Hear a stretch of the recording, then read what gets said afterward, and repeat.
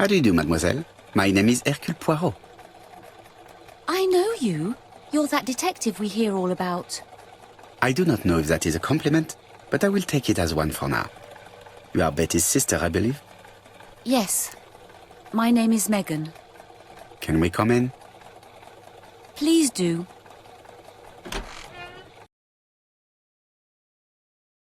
My parents are at the police station. I doubt they'll be up to speaking to you later. Do not worry, we will not bother them. Did you know your sister's plans for yesterday evening? No. I arrived by train this morning. My parents called me in a panic when they discovered that Betty had disappeared. She went out last night, but she didn't tell them where she was going. What was your last conversation about? Her new dress. She wanted a pair of black stockings to go with it. Mother brought her a pair. The very day it happened. She was crying. And to think that Betty never even wore them. Poor Mummy.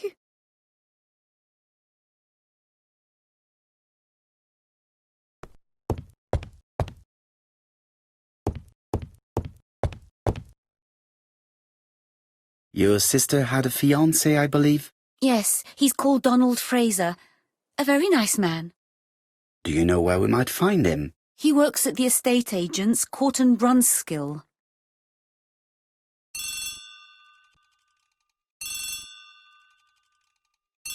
Oh, excuse me, I have to answer that.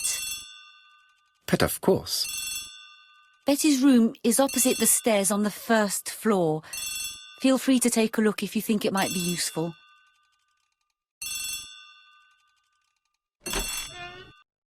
This young woman is far too clever not to have anything else for us.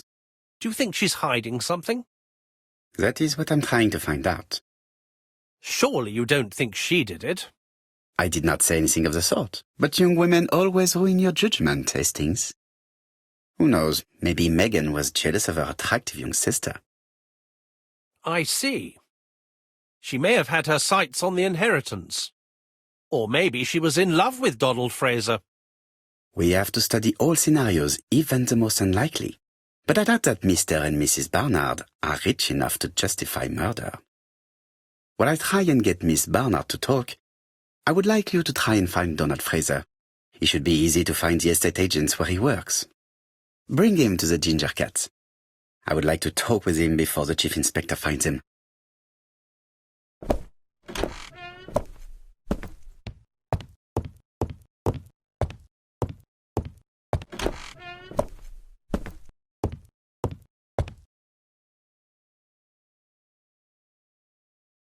Without a doubt, Betty used to sing.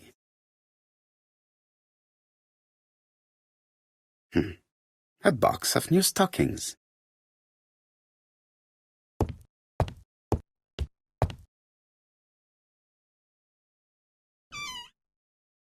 This small key should be useful to me. I've finished with this subject. Medicine to prevent voice loss. Did Betty have problems with her voice?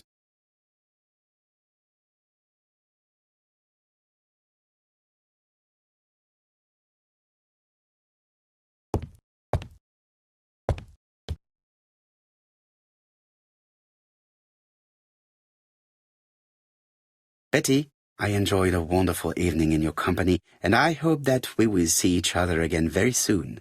D. My dearest Betty, I know that your art is already spoken for, but you are the most beautiful dancer I have ever had the pleasure of meeting, and I am impatient to see you again. Adrian. A record sleeve with a handwritten title. Betty must have recorded a demo. I'd be interested to hear it.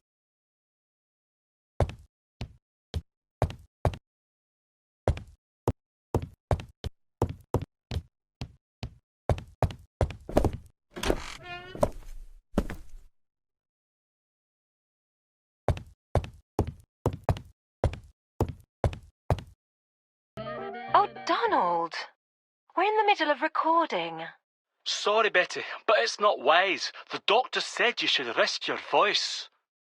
You're such a killjoy sometimes.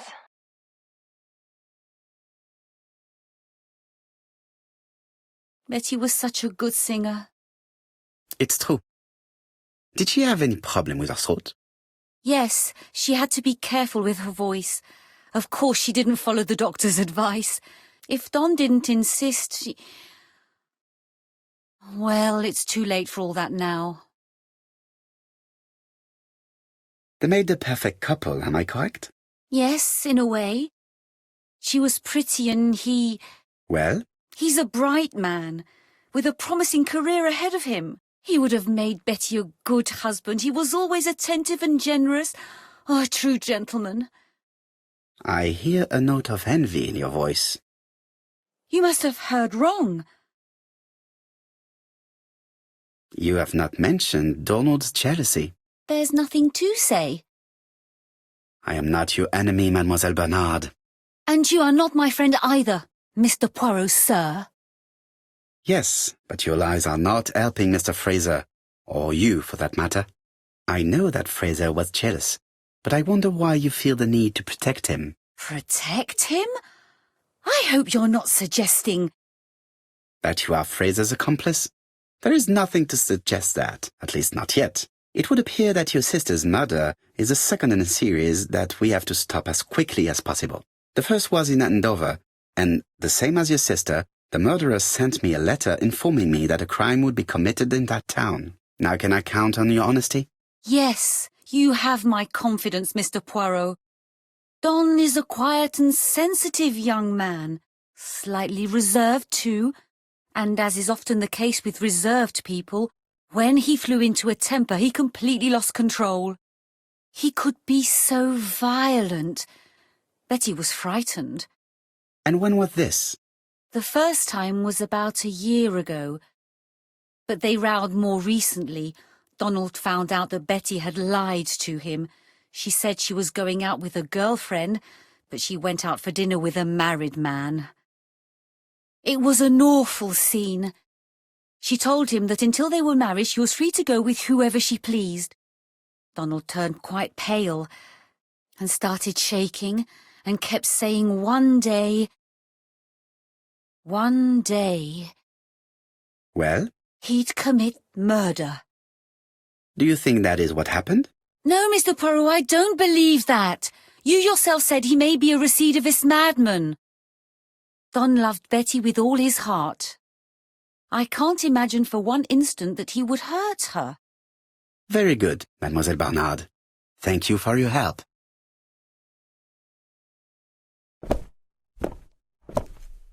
Fraser is at the Ginger Cat. The police haven't spoken to him, but they want to. Très bien, Hastings. Let's see him now. Au revoir, mademoiselle. My deepest condolences to your parents. Of course, Mr. Poirot. And don't be too hard on Don. He's more fragile than he looks. If you say so.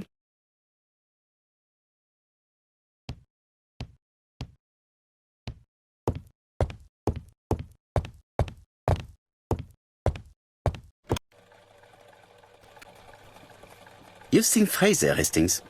What is your feeling? He's a big chap. Fragile isn't exactly the word that springs to mind. I talked to his landlady before seeing him. She went to bed at 11. Fraser wasn't home yet. Bien. Megan Barnard said he is a reserved character but with a nasty temper. We will see if this is the case.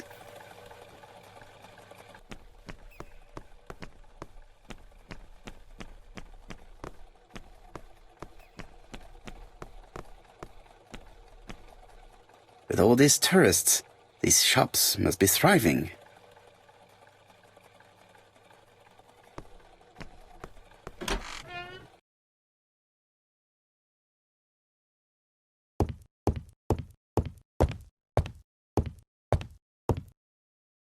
How do you do, Mr. Fraser? Hercule Poirot. Mr. Hastings said you wanted to speak to me. Yes. I know that it may not be the right time, but I would like to ask you a few questions. Tell me that it's a mistake. That Betty isn't dead. Sadly, your lady friend has been murdered, Mr. Fraser. Oh, Betty, if only you'd listened. Did you visit Betty yesterday afternoon? No, I haven't seen Betty for 2 days.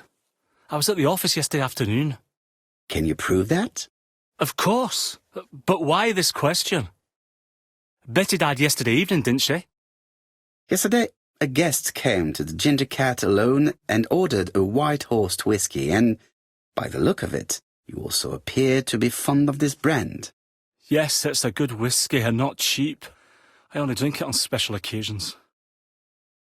Or tragic ones. I understand. Do you know what Betty's plans were yesterday evening? She said she was having dinner with her sister. Yet, Megan only returned to Bexhill this morning, Mr. Fraser. I didn't know. Right. May I ask you what you were doing yesterday evening? I spent the evening working. Your colleagues can confirm this? No, I often take work home with me. Therefore, you have no alibi, Mr. Fraser. That's right. But that doesn't make me a murderer, Mr. Poirot. I would like you to leave now, please.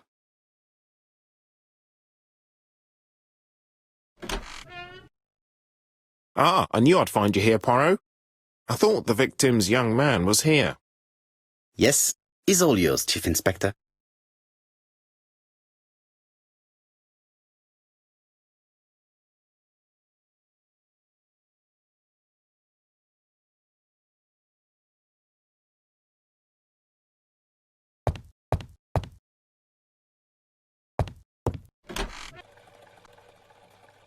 Fraser doesn't have an alibi and he's extremely jealous. You are very skilled at summing up. And yet you haven't asked Japp to arrest him. It is too soon. But I agree, without the letters announcing the crimes, Fraser would already be behind bars. Bon, I think we have enough elements. Let's reconstruct the events at the scene of the crime. I can't imagine how the murderer wasn't seen, though. Surely she must have struggled. Let us try and imagine the scene.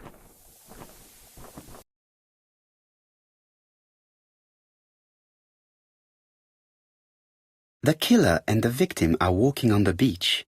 Miss Betty has a bag, a belt around her waist, and carries her shoes in her hand. Both of them walk slowly to hut number 5. Both of them walk slowly to hut number 6. Miss Betty enters the hut. She leaves without her belongings. Then she hides a code.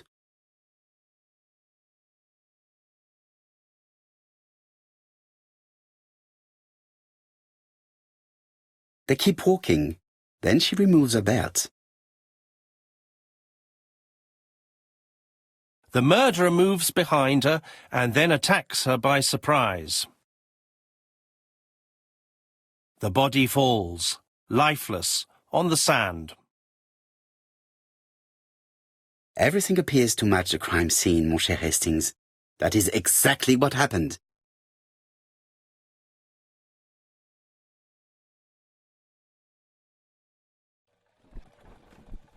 Without the ABC, we might have suspected Mr. Asher and Mr. Fraser. But by timing his crimes, the murderer is making sure he's accused. In a way, it is very generous of him. Generous? The murderer seduced Betty in order to lure her to the beach and kill her. Indeed, the young woman was certainly careless, but not stupid enough to follow a stranger. What are you planning to do, Poirot? Return to London, mon cher Hastings.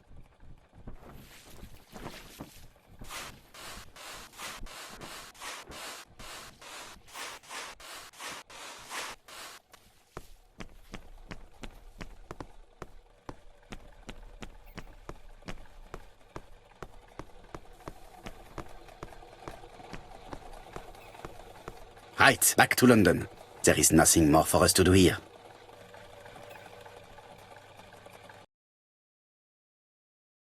Japp has decided to reveal details to the press.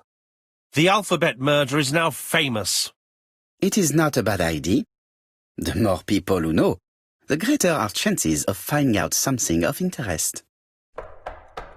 Poirot, I have a bad feeling.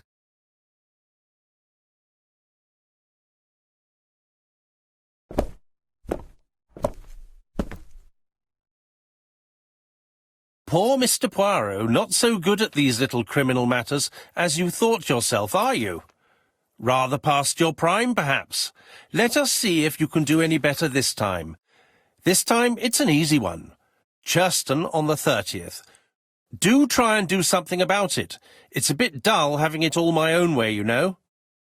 Good hunting. Ever yours, ABC.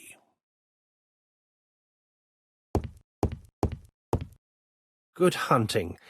Did you hear that, Poirot? The murderer seems to be taking it all as a game, a challenge. He will strike on 30th in Churston. We must warn Scotland Yard. No time to lose. We must prepare our suitcases for Churston. Mon Dieu, it is already 10 o'clock. I will call Scotland Yard immediately. Hello, chap. We received a new letter from ABC in the 10 o'clock post. Where and when? In Churston. Today. Today? I'll inform the population immediately. I'll check the train times. Call me back.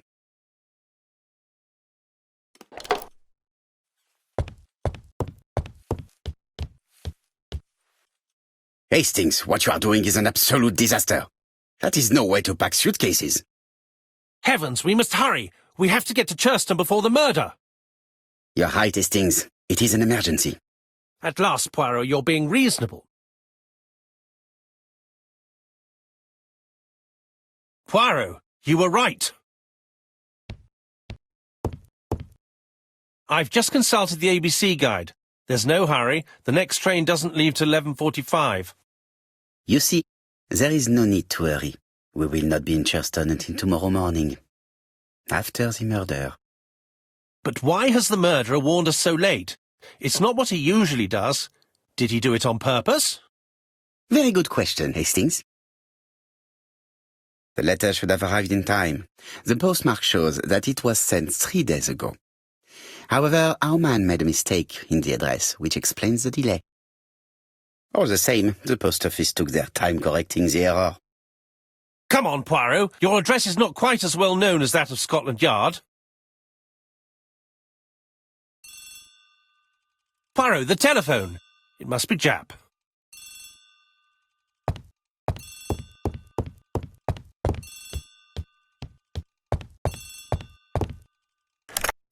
I have some news from Churston. Bad news, I'm afraid. Sir Carmichael Clark was murdered while out on his evening walk. Sir Carmichael Clark. The name is familiar to me. He was a famous throat specialist, one of the best in London. A wealthy man. He retired to Combside, a beautiful house by the sea. He collected antiques. Are you going there? Yes, let's meet on the train.